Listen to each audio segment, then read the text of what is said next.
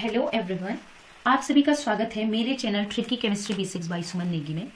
तो आज हम एक महत्वपूर्ण टॉपिक को डिस्कस करने जा रहे हैं जो आप सभी लोगों द्वारा पूछा गया है। जब भी कोई वीडियो अपलोड करती हूँ मैं, जब भी टीचिंग एप्टीट्यूड की हो या फिर कोई हम लाइव क्लासेस करते हैं, तो उसमें बच्चों का एक ही क्वेश्चन होता है कि ma'am Uttarakhand LT teacher recruitment कब तक आएगा, कब तक इसका नोटिफिकेशन आएगा और क्या इसकी एग्जाम डेट 10 मार्च ही होगी। आपको पता है कि दिसंबर के टाइम पे एक नोटिफिकेशन, एक एग्जाम कैलेंडर जारी हुआ था। उस एग्जाम कैलेंडर में जो हमारा उत्तराखंड एलटी टीचर रिक्रूटमेंट है, इसकी टेंटेटिव डेट 10 मार्च कही गई थी। और जैसा कि आपको पता है, वर्तमान में इस साल हमारे चुनाव होने जा रहे हैं, ठीक है। तो उन चुनावों के लिए इस समय तैयारियां गतिमान हैं, ठीक है। तो अगर हम बात करें एग्जाम डेट की, नोटिफिकेशन की, तो बच्चों मैं आपको नोटिफिकेशन से रिलेटेड एक चीज क्लियर कर देती हूँ कि लास्ट ईयर जो हमारे ड्राइंग वाले बच्चे थे, उनका जो मामला था वो कोर्ट गया हुआ था। तो एक लंबित मामला था और लास्ट में उसका कुछ ऐसा परिणाम आया नहीं और उन रिक्तियों को कैंसिल कर दिया गया है। एक प्रकार से सोचिए आप, कैंसिल कर दिया गया। तो इस बार क्या हो रहा है, जो ड्राइंग वाले बच्चे थे उनके लिए एज रिलैक्सेशन की बात की जा रही है। तो एज रिलैक्सेशन के लिए पहले क्या होगा, शासन से अनुमति लेनी होगी। तो वो प्रक्रिया भी चल रही है और शासन से अनुमति तुरंत नहीं मिलती है, और मिल जाती, ऐसा नहीं है कि फाइल लगी हुई होती तुरंत साइन होती है, क्योंकि इस समय चुनाव की प्रक्रिया गतिमान है। मींस ये समझिए कि इलेक्शन की ड्यूटीज लग रही हैं, बहुत सारी चीजें हैं। तो इस समय जो है शासन पर भी बहुत प्रेशर है। तो उसके साथ साथ मतलब ये सब चीजें जो है, जैसे कि एज रिलैक्सेशन मांग रहे हैं, उसमें भी पहले क्या होता है, समीक्षा की जाती है क्या होना चाहिए या नहीं होना चाहिए, तब जाके शासन द्वारा वो फाइल साइन होकर आती है। तो ये प्रक्रिया लंबी है और आपको पता है जब ये प्रक्रिया होगी उसके बाद ही नोटिफिकेशन जारी होगा। इसके अलावा अगर हम बात करें कि एग्जाम जो नोटिफिकेशन की बात हुई थी, वो जो हमारी सूचना में है, जो हमें पता है विभाग द्वारा, कि वो ये है कि अगर वैकेंसी आती है अभी इलेक्शन से पहले, तो वो फेब लास्ट से पहले आ जाएगा।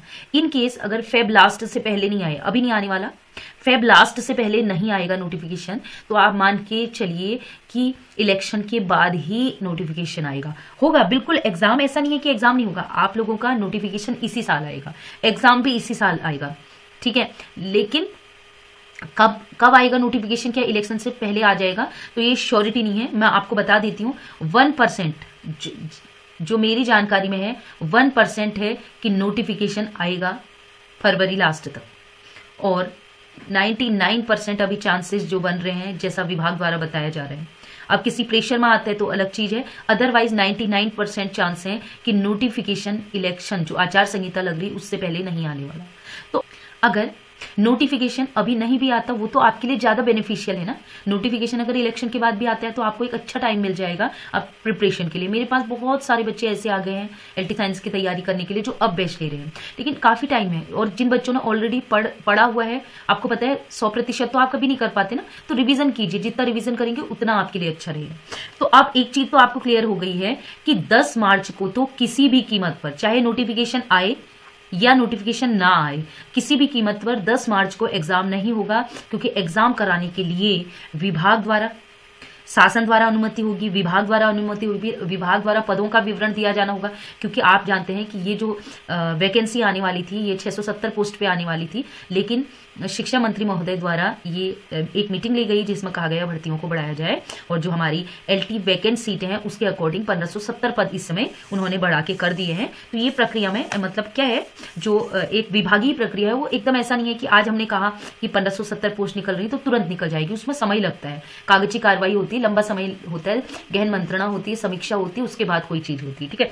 तो पहली बात तो 10 मार्च को एग्जाम नहीं होने वाला। तो आप सभी जो एलटी एस्पिरेंट है उन सभी के लिए खुशी की बात है कि 10 मार्च को एग्जाम बिल्कुल नहीं होने वाला, 100% नहीं होने वाला। अब बात आई कि तो एग्जाम कब होगा। देखिए, जो हमारा अनुमान कहता है बच्चों, मैं भी खुद विभाग में हूँ, शिक्षा विभाग में ही हूँ, और इवन हम डिस्ट्रिक्ट हेडक्वार्टर पे ही बैठे हुए हैं। तो जो हमारा अनुमान कहता है कि एग्जाम आपका होगा जून में। ये बात कब की हो रही है, ये बात कब की हो रही है, मई से जून के बीच की बात कह रहे हैं हम, ठीक है। मई लास्ट से जून तक की बात ये हो रही है, हो सकता है एग्जाम, ठीक है। अब अगर नोटिफिकेशन जारी हो जाता है, 1% वाले चांस है कि नोटिफिकेशन जारी हो जाता है, तब भी आपका एग्जाम, मेरा मानना है कि मई से पहले तो नहीं होने वाला। अगर नोटिफिकेशन जारी हो जाता है अभी, तब भी आपका एग्जाम मई से पहले नहीं होगा, किसी कीमत पर नहीं होगा, मई में हो सकता है। अगर नोटिफिकेशन जारी नहीं हुआ तो उस समय, ये तो मई वाला केस कब है कि जब नोटिफिकेशन जारी हो जाएगा। नोटिफिकेशन जारी नहीं हुआ तो आप मान के चल लीजिए एग्जाम खिसक के जाएगा सितंबर अक्टूबर नवंबर तक। सितंबर अक्टूबर नवंबर तक जाएगा एग्जाम डेफिनेटली, आप इसको मान के चलिएगा। और नियुक्तियां तो वैसे भी अगले साल ही होंगी, नियुक्ति इस बार नहीं होगी। आप मान के इसको चलिए कि आप लोगों का सिलेक्शन होने के बाद ज्वाइनिंग आपको डिले होगा, ज्वाइनिंग अभी नहीं मिलेगी, अगले साल ही मिलेगी। जैसी संभावनाएं बन रही है, जैसी परिस्थितियां बन रही हैं, वो देख के। तो इसलिए आप बार बार जैसे किसी से भी पूछे नोटिफिकेशन कब आएगा, तो आप अपनी तैयारी करते रहें। एग्जाम डेट 10 मार्च नहीं है, आप पढ़ना शुरू कर दीजिए, बहुत समय है अभी आपके लिए। अगर मई में भी एग्जाम होता है तो सोचिए मार्च अप्रैल मई, मतलब ये सोच लीजिए फरवरी मार्च अप्रैल मई, ठीक है। तो 3 महीने लगभग, ये मान के चलिए फरवरी यहाँ आधा हो चुका है, तो ये मान के चलिए कि आपके पास अभी कितने दिन है, 3 महीने हैं। तो 3 मंथ तो बहुत होते हैं एग्जाम निकालने के लिए। मैंने भी LT 2 मंथ में ही पढ़ के निकाला है, ठीक है, क्वालिफाई किया है। तो आप निश्चिंत रहें, आपको आराम से तैयारी करनी है। मई जून तक ही आपका एग्जाम जाएगा और नोटिफिकेशन की भी आने की संभावनाएं घटती जा रही है। मैंने इसीलिए किया 1% आ सकता है। देखिए 1% कुछ भी हो सकता है, 99% तो नोटिफिकेशन अभी नहीं आएगा। इसलिए अब ये क्वेश्चन नहीं होगा कि आप नहीं पूछेंगे कि नोटिफिकेशन कब आएगा और ये एग्जाम 10 मार्च को होगा या नहीं होगा। तो मैंने आपको क्लियर कर दिया कि एग्जाम 10 मार्च को नहीं होने वाला और क्या क्या पॉसिबिलिटी है वो मैंने बता दी। अब बात आई, कुछ बच्चों ने हमसे पूछा था कि मैम एग्जाम क्वालिफाई करने के लिए स्ट्रेटेजी बता दीजिए। तो सभी बच्चों के लिए क्या स्ट्रेटेजी रहेगी, किस प्रकार आप एग्जाम क्वालिफाई कर सकते हैं, उसमें थोड़ा सा मैं बताना चाहूंगी। अभी आपके पास 3 महीने हैं मिनिमम, ठीक है। तो सबसे पहला काम है, आपने क्या करना है, एक टाइम टेबल बनाना है, ठीक है। जो भी टॉपिक्स आपको सिलेबस दिए हैं, आपको पता है सिलेबस क्या है, LT साइंस का टीचिंग एप्टीट्यूड, ठीक है। उसके अलावा बॉटनी, जूलॉजी, केमिस्ट्री, बायोलॉजी वालों का, ऐसे मैथ्स वालों का है, मैथ्स और फिजिक्स, ठीक है। जिस सब्जेक्ट का भी है, चाहे वो ह्यूमैनिटी वाले हों या संगीत वाले हों या साइंस वाले हों, मैथ्स वाले हों, जो भी बच्चे हैं, सबसे पहले अपना टाइम टेबल सेट करो कि आपको 3 महीने का समय मिला है। आप कब से कब तक क्या टॉपिक को कंप्लीट करेंगे, कितने चैप्टर्स कंप्लीट करेंगे, 1 डेज यानी 1 महीने में आपने कितने चैप्टर्स करने हैं, ठीक है। टाइम टेबल सेट कर लिया कि आप कोर्स कर पा रहे हैं या नहीं कर पा रहे हैं, क्योंकि टॉपिक तो आपको कंप्लीट पढ़ने पड़ेंगे, ठीक है। अब जितने भी टॉपिक्स हैं, कोई भी टॉपिक्स को आप अवॉइड नहीं करेंगे, सारे टॉपिक्स को 1 टाइम में आपने जरूर पढ़ना है। ध्यान से सुनिएगा, मैं कह रही हूँ जो भी टॉपिक्स आपको मिल रहे हैं उनको एक बार आपको जरूर पढ़ना होगा। इसमें आप NCERT, एक बार NCERT जरूर देख लीजिएगा, ठीक है। NCERT, मैं ये नहीं कह रही हूँ कि खाली NCERT पढ़ो। NCERT में क्या होता है ना, कोई क्वेश्चन है, कोई आ जाए ऐसे, NCERT एक बार जरूर देख लीजिए। साथ में आपकी जो साइंस वाले बच्चे हैं, BSc वाली बुक्स जरूर पढ़ें, MSc पढ़ने की जरूरत नहीं। BSc की तूली मैदान की आती है, अच्छी बुक्स हैं, बहल बहन की हैं, अच्छी बुक्स हैं, ठीक है, उनको आप ले लीजिए, ठीक है। सारे टॉपिक्स पढ़ने हैं। अब आपको क्या करना है, हर टॉपिक्स में MCQs लगाने हैं, minimum 30 question of each topic. आपने एक टॉपिक उठाया, जैसे कि मैं केमिस्ट्री की बात करूं, आपने उठाया एटॉमिक स्ट्रक्चर, आपने उठाया एटॉमिक स्ट्रक्चर। ध्यान से सुनिएगा कैसे करना है, बच्चे अक्सर पूछ रहे हैं कि हम किस प्रकार तैयारी करें, हम कंफ्यूज हो जाते हैं। आपने एटॉमिक स्ट्रक्चर सुना, देखा, पहला चैप्टर केमिस्ट्री का, आपने उसको पढ़ा, जो टॉपिक्स हैं उनको पढ़ा, ठीक है। पढ़ने के बाद जब वो टॉपिक आपका कंप्लीट हो जाए, आपने क्या किया, आपने नेट से मदद ली, नीट की बुक से मदद ली, JEE की बुक से मदद ली। इसके अलावा आपको नेट पे, ठीक है, कोई बुक्स है, BSc की बुक्स है, BSc की बुक्स से आपको क्वेश्चंस मिल गए, MCQs मिल गए, तो कहीं से भी उठा के मिनिमम 30 MCQs लगाने हैं, आपने मिनिमम 30 MCQs लगाने हैं, ठीक है। अब देखिए यहीं पर आपका डिसाइड हो जाएगा, यहीं पर आपका डिसाइड हो जाएगा कि आपको कितना आया, ठीक है। यहीं पर आपका डिसाइड हो जाएगा कि आपको, देखिए यहीं पर आपका डिसाइड हो जाएगा कि आपको कितना आता है। इस 30 MCQs में से आप अगर 15 ही कर पाए तो इसका मतलब है आपने 50% ही अभी अचीव किया है, समझ रहे हैं। तो आपने देखना है जो 30 MCQs हैं, इसमें से आप पढ़ तो आपने पूरा लिया था ना, उसमें से कितने क्वेश्चन आप लगा पा रहे हैं। अगर आप 15 ही क्वेश्चन लगा पा रहे हैं तो इसका मतलब है कि आपने जो टॉपिक पढ़ा उसमें से आप 50% के लायक हो, यानी 50% ही अचीव कर पाए। तो आप फिर से उस टॉपिक को पढ़ो, फिर से क्वेश्चन लगाओ, ठीक है। तो इसी प्रकार आपने एक क्या करना है, अगर एक उसकी बात करें, एक दिन में एक टॉपिक उठाओ केमिस्ट्री का, एक टॉपिक उठाओ बॉटनी का, बायो वालों के लिए एक टॉपिक उठाओ जूलॉजी का, एक एक टॉपिक उठाओ तीनों के टॉपिक को पढ़ो जब तक ये तीनों खत्म ना हो। एक चैप्टर उठाओ, जब वो तीनों चैप्टर हो जाए फिर एमसीक्यूज लगाओ, ठीक है। तो इस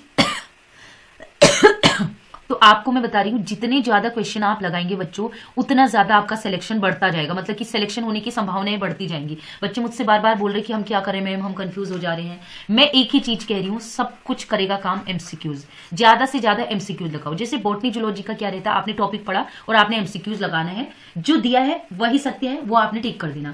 केमिस्ट्री में आपको थोड़ा सा दिमाग को घुमाना पड़ता है, तो केमिस्ट्री में आपको थोड़ी सी डीप डिटेल पढ़नी पड़ेगी, क्वेश्चन सीधे सीधे नहीं आते हैं, आपको पता है, ठीक। ये मैंने आपको बता दिया है। अभी मैं कंफ्यूजन वाला भी मैं आपको दूर करूंगी। नेक्स्ट है avoid to waste your precious time in the difficult topics. अक्सर क्या होता है, कोई एक टॉपिक उठा लिया मैंने, ठीक है, जैसे कि आपने इलेक्ट्रोकेमिस्ट्री लिया, ठीक है, इलेक्ट्रोकेमिस्ट्री, केमिस्ट्री वालों की बात हो रही है, इलेक्ट्रोकेमिस्ट्री लिया, वो काफी डिफिकल्ट है। इलेक्ट्रोकेमिस्ट्री में मान लीजिए आपको समझ में नहीं आए न्यूमेरिकल, अब क्या करते हैं आप, पूरा दिन रात आपने पूरा 1 मंथ वेस्ट कर दिया इसमें, पूरा 1 मंथ वेस्ट कर दिया। अब जब आपको ये न्यूमेरिकल नहीं आ रहे हैं तो आपने 1 महीना वेस्ट कर दिया इसमें।